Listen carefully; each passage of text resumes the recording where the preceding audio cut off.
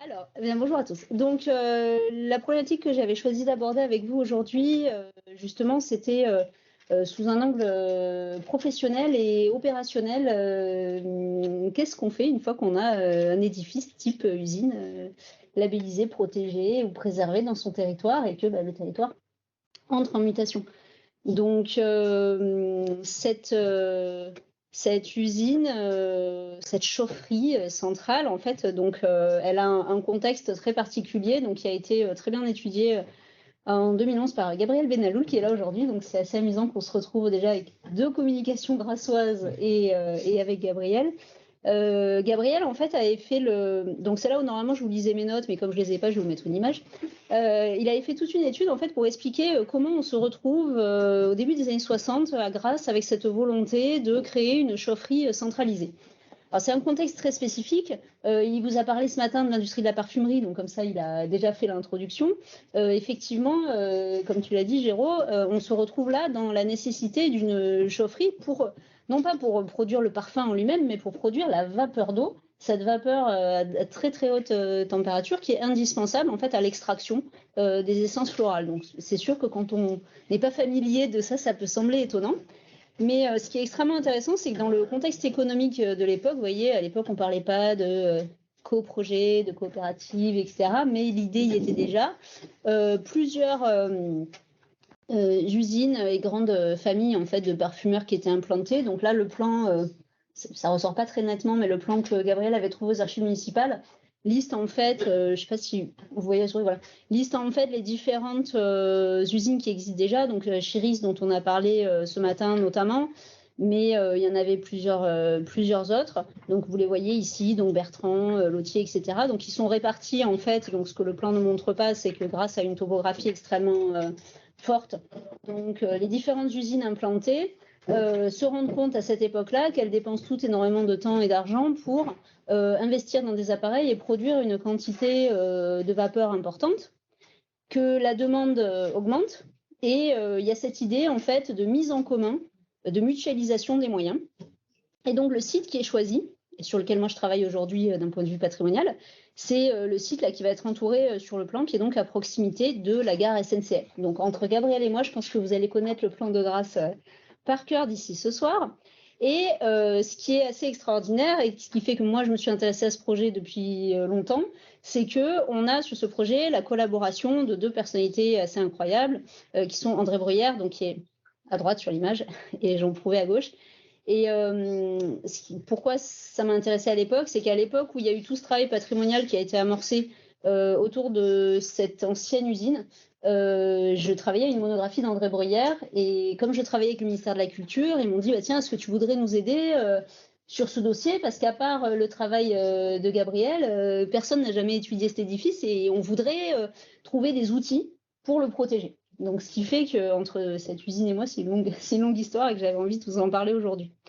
Alors, globalement, qu'est-ce que c'est que ce projet? Eh bien, il s'agissait de créer un bâtiment type industriel ou hangar pour abriter non pas une, mais 3, voire 4 très grosses chaudières. Et ensuite, vous allez me dire, mais que fait-on de cette vapeur? Il faut quand même l'expliquer. Alors, j'essaie de faire simple. Tout simplement, en fait, la vapeur était redistribuée aux usines que vous avez vues, donc qui sont réparties dans la pente, était redistribuée par des systèmes de canalisation. D'accord? Donc il fallait une puissance quand même assez phénoménale, non seulement pour aller la produire, la vapeur, mais aussi par des jeux d'ingénierie que je ne saurais pas décrire, pour la propulser en fait jusqu'à ses destinations diverses. Le projet, donc, il est conçu au tout début des années 60 et cette chaufferie, elle va être active jusqu'au milieu des années 80. Je crois que c'est 86, hein, la dernière date qu'on a pu trouver pour la fin de l'activité. Donc, vous voyez qu'en fait, ça a été actif à peu près 25 ans. Et passé la fin des années 80 et le début des années 90, il y a eu différentes occupations ou non-occupations, on va dire. Le terrain étant exploité par la mairie devient, dans les années 90 et 2000, une sorte de hangar pour les véhicules municipaux et les services techniques. Voilà. Donc, je vous montrerai des vues plus récentes. Donc, vous voyez, c'est une histoire qui est courte, mais une technique constructive que vous devinez ici, qui elle, est vraiment intéressante et qui fait l'objet, on en parlait à midi, hein, depuis une vingtaine d'années, d'un regain d'intérêt très fort.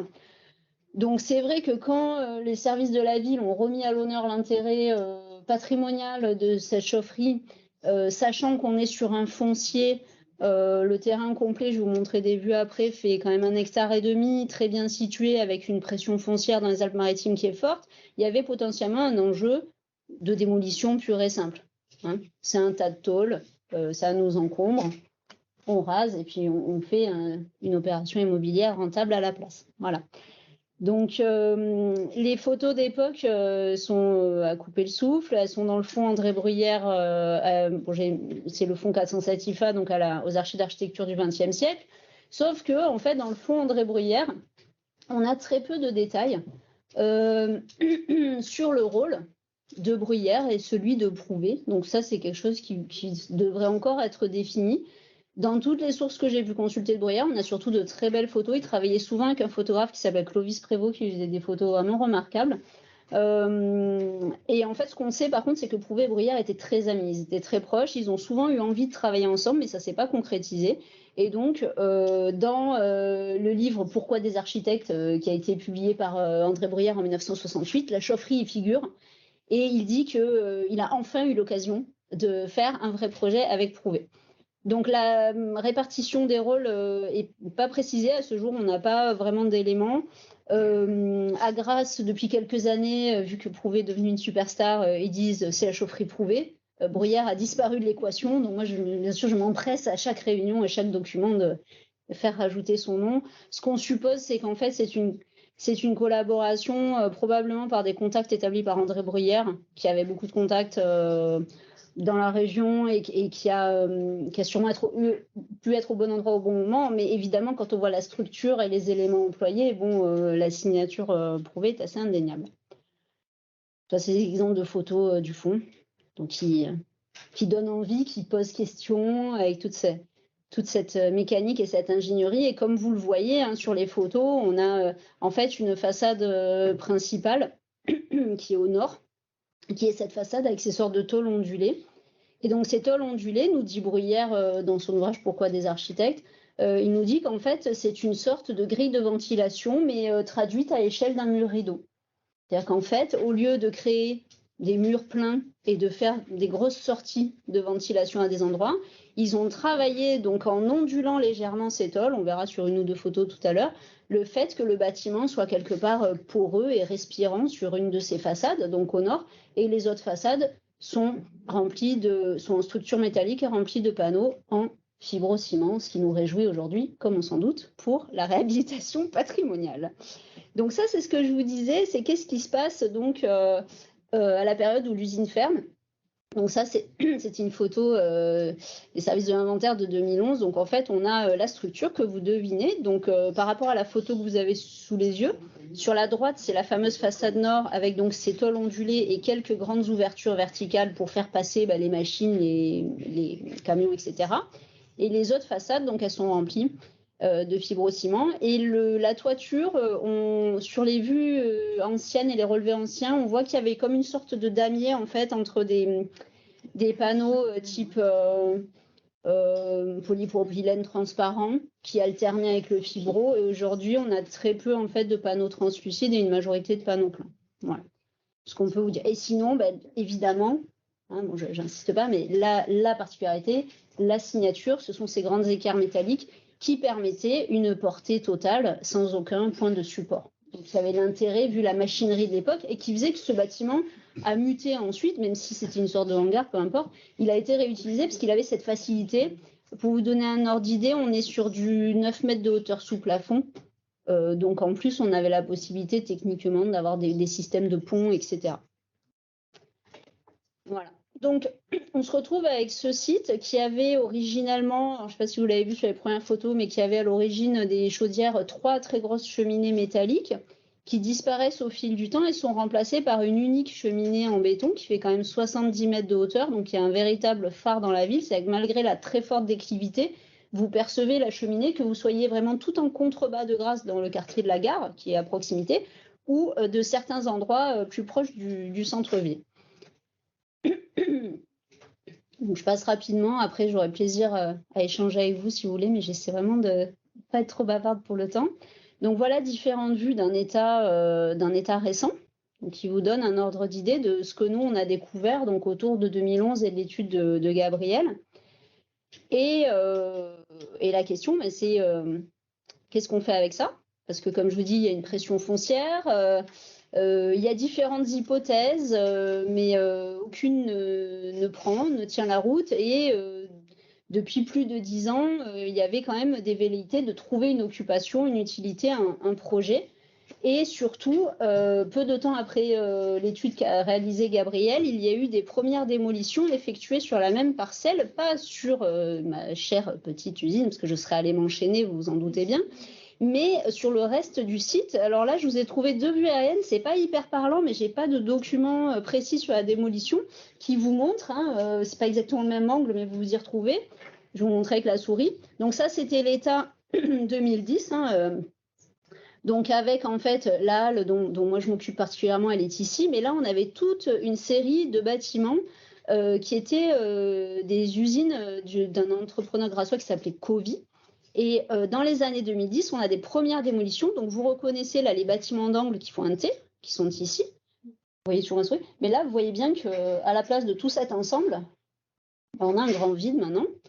Donc, il y a une première série de démolitions. Alors, Gabriel, tu pourras compléter, mais a priori, pour raison de vétusté, etc., validé en bonne et due forme, mais ça crée, comme souvent, un sursaut patrimonial et à nouveau un questionnement. Qu'est-ce qu'on fait de cette parcelle, de ce terrain et de ces éléments qui restent, sachant que là, on est sur 2 époques constructives différentes, on est sur des techniques constructives différentes et on est, vous voyez, sur une parcelle, on va dire, globalement triangulaire, avec quand même 2 extrémités qui sont occupées par ces bâtiments dits patrimoniaux.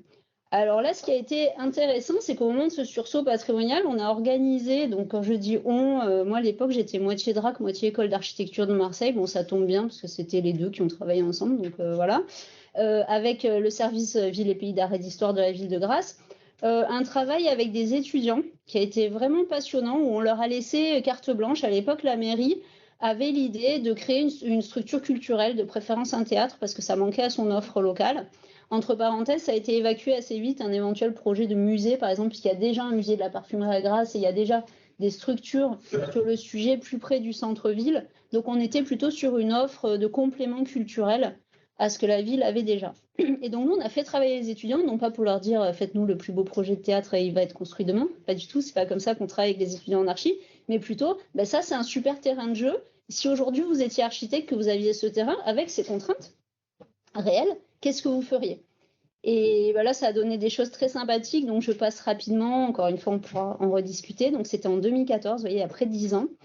Et ce qui était vraiment super, c'est qu'on a pu faire ensuite une exposition à partir des travaux des étudiants qui avaient eu lieu donc à gauche à Grasse et à droite dans le hall de notre ancienne école d'architecture, donc qui était à Lumini, dans les Calanques. Et ça a été vraiment important parce qu'une fois de plus, c'était pas seulement faire travailler 3 étudiants et puis en parler, c'était plutôt on met le patrimoine à l'honneur, on en fait un terrain de jeu, on le manipule un peu dans tous les sens avec les étudiants et après on le fait vivre par des expositions et des expositions destinées au grand public. Évidemment, le but c'est pas que ça reste sur une étagère. Alors, je vous ai mis quelques extraits de planches, j'avais envie de toutes les mettre parce qu'ils avaient fait des trucs géniaux. C'est juste, encore une fois, pour vous raconter qu'on est vraiment sur l'idée du terrain de jeu. Il y a eu des relevés et des travaux extrêmement sérieux, mais évidemment, c'est pas forcément très concrètement opérationnel. Nous, en tant que services patrimoniaux, ce qui nous intéresse, on considère que tout le travail qu'on fait de communication et d'appropriation du patrimoine local va autant contribuer à le préserver que notre appareil législatif. Donc ça, c'est des exemples de choses très touchantes qu'il y avait eu, tout un travail de maquette. Je commente pas les projets, mais c'était... Voilà, j'en ai mis quelques extraits.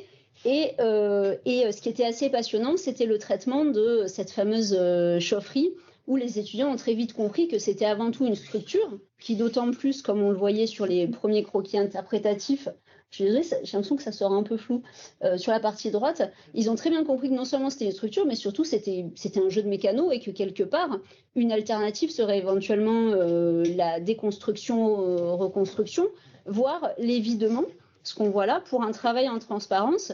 Je vous avais laissé le texte de l'étudiant, mais pour un travail de boîte dans la boîte, qui pourrait permettre en fait le maintien de la structure sans trop se préoccuper de sa mise aux normes, parce que le problème qu'on a, dès je ne connais pas beaucoup d'autres projets industriels, mais nous, en tout cas, ceux de la région, dès qu'on a voulu se heurter à des transformations, à des réhabilitations, y a un problème de mise aux normes, notamment le truc bête d'isolation, etc.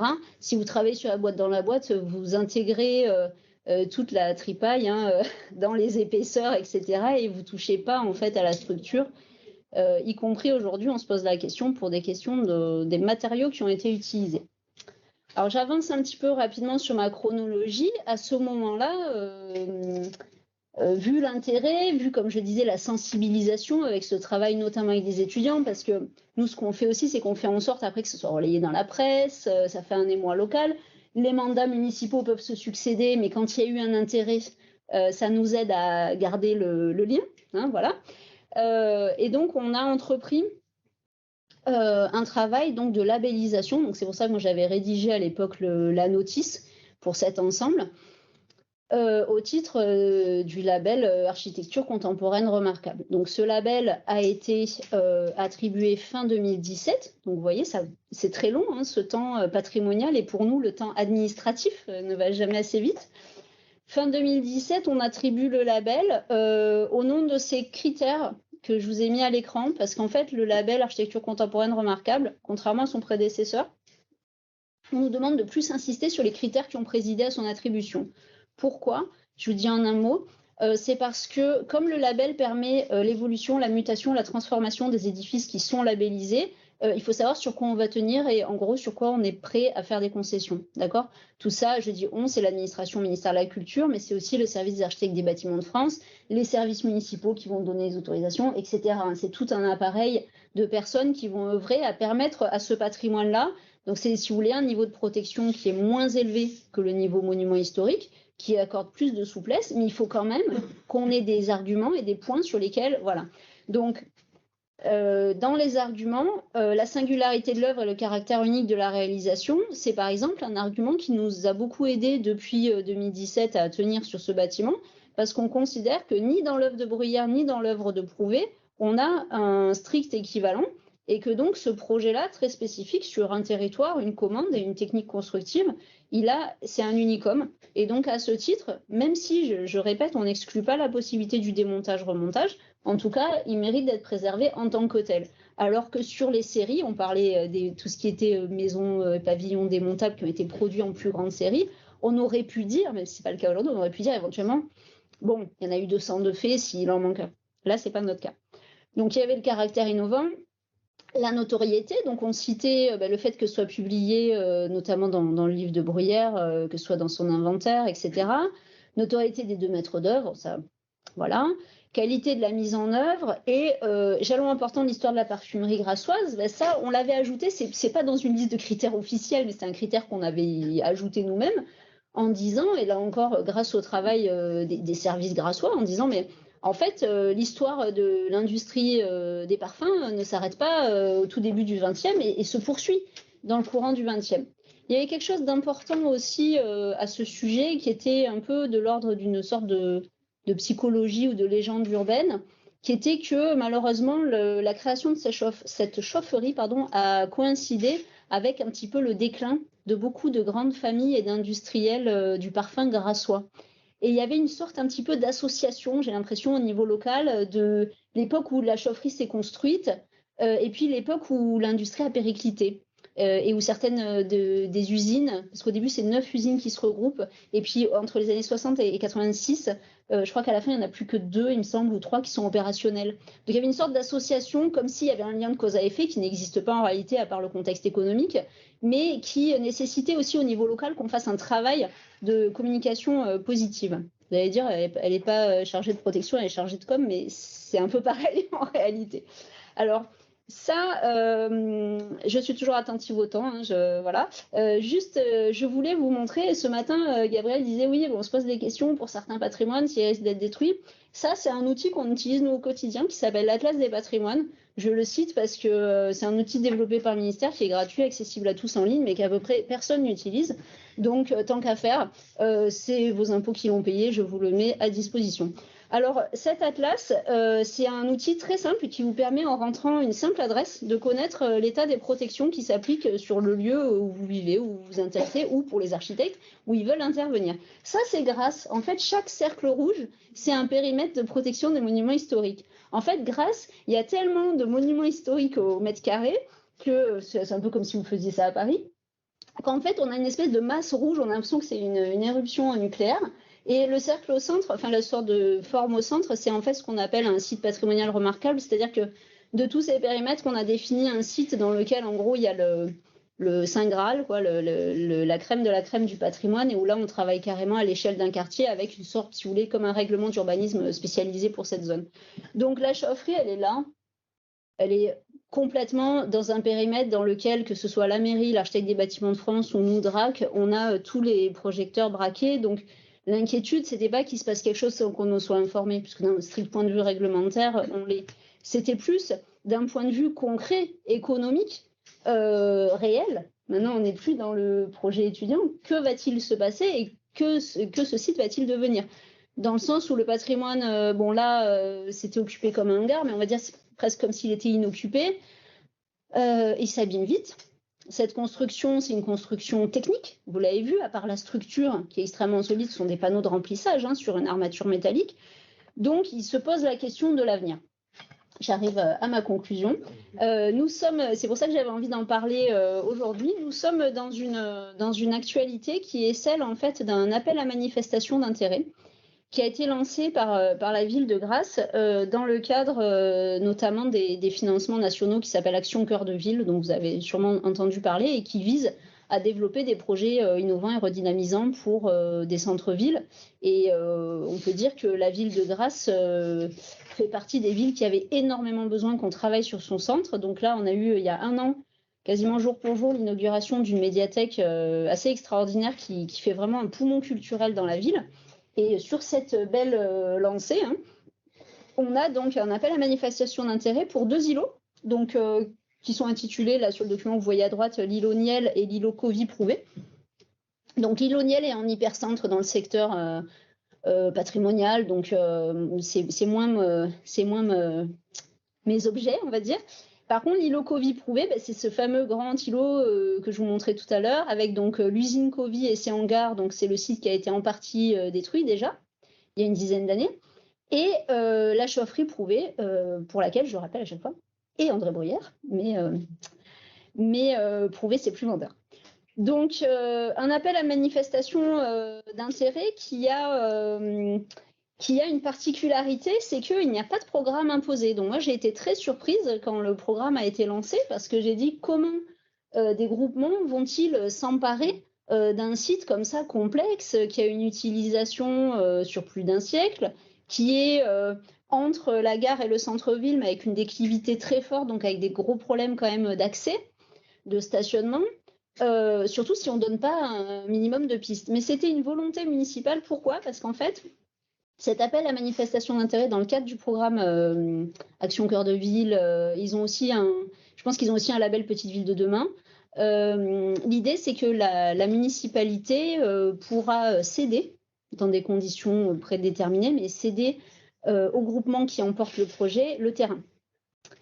Donc, quelque part, c'est un enjeu très fort, parce que ça veut dire qu'il faut qu'il y ait un projet suffisamment viable et solide pour qu'ensuite il vive sa vie et qu'on n'ait pas une espèce d'enclave non fonctionnelle entre deux parties stratégiques de la ville, c'est-à-dire sa gare, qu'on développe de plus en plus, puisqu'on développe de plus en plus les jonctions par transport en commun, et son centre historique. Donc il y a eu le choix qu'il n'y ait pas de programme imposé. Par contre, il y a eu des demandes, c'était mixité des fonctions. Donc on ne pouvait pas proposer que du commercial ou que de l'habitat, ou etc. Renforcer l'offre du territoire en matière d'équipement culturel et de développement économique. Équipement culturel, on reste quand même sur l'idée du théâtre ou d'une salle multi-fonction, mais qui manque un petit peu en ville. Il faut savoir que le centre-ville de Grasse est extrêmement contraint et condensé. Donc là, pour une fois, il y a de la place. L'intermodalité, bon ça je vous ai mis les mots du programme, c'est la mode, voilà, mais en gros c'est le lien donc avec les transports dont je vous parlais, mobilité, gare et centre, et encouragement à la pratique sportive. Et importance du traitement paysager. Donc, au-delà des effets de mode et des petits mots qui font bien, on comprend quand même qu'il y a un enjeu parce qu'on se retrouve avec 1,5 hectare quasiment disponible, à part ces 2 sortes de grandes nefs, si vous voulez, industrielles, dans un centre qui est très dense, enfin très proche d'un centre dense.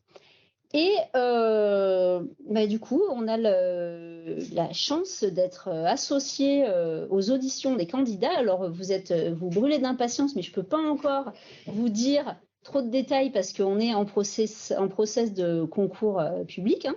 Mais je voulais vous donner un petit calendrier, comme ça je sais que vous serez attentifs. Donc, l'appel à projet, il a été lancé en début 2023. On a eu manifestation d'intérêt des opérateurs. Les projets et les offres ont été reçus et à ce jour, donc on a 4 groupements qui ont été auditionnés. Et donc, on a un petit peu de retard sur le calendrier parce qu'en réalité, la remise définitive des offres et le choix du lauréat sera tout début 2024. Donc, il faudra qu'on se revoie pour que je vous dise qui l'a emporté. Mais ce que je peux vous dire, c'est que moi, en tant que patrimonial, j'assiste aux auditions, mais je n'ai pas de vote. Hein. C'est l'architecte des bâtiments de France qui est membre du jury. Ce qui m'a vraiment passionnée, c'est qu'avec toutes ces recherches, avec toute cette valorisation, etc., 15 ans en arrière, on disait en gros c'est un tas de tôle, il nous embête. Aujourd'hui, c'est le phare, un témoignage incontestable de l'œuvre de Prouvé, un héritage industriel. Donc moi, j'ai vu vraiment un glissement, une mutation du vocabulaire. Après, on peut le dire positivement ou négativement. Nous, en tant que ministère de la Culture, ce qui nous intéresse, c'est que ça fait du grand public et des décideurs qui se soucient du patrimoine et qui l'intègrent à leur projet. Donc la partie déjà est gagnée par rapport à 15 ans en arrière. Et par contre, dans les réponses des équipes, encore une fois, avec ma sensibilité, ce sera pas le seul argument. L'argument principal est économique. Il faut que le groupement, donc quand on dit groupement, c'est qu'il va y avoir des industriels, des promoteurs immobiliers et des structures commerciales. C'est comme ça que ça va tourner. Il y aura sûrement du logement, des commerces et une offre culturelle ou une offre sportive. Ça peut être terrain de sport ou autre. Ces groupements-là, les 4 qui sont en lice sont extrêmement solides économiquement, mais patrimonialement, je peux vous dire que certains traitent les 2 nefs comme des épines dans le pied, clairement. Donc, ça, c'est mon regard, je suis qu'auditrice, mais ça m'a intéressée de voir comment c'était traité. En tout cas, au niveau du vocabulaire, c'est un enjeu patrimonial. On a des jalons historiques de la ville à préserver et on croise les doigts, mais on est presque sûr qu'ils seront disponibles pour les générations futures. Sous quelle forme et avec quels usages, on découvrira au prochain épisode. Merci beaucoup.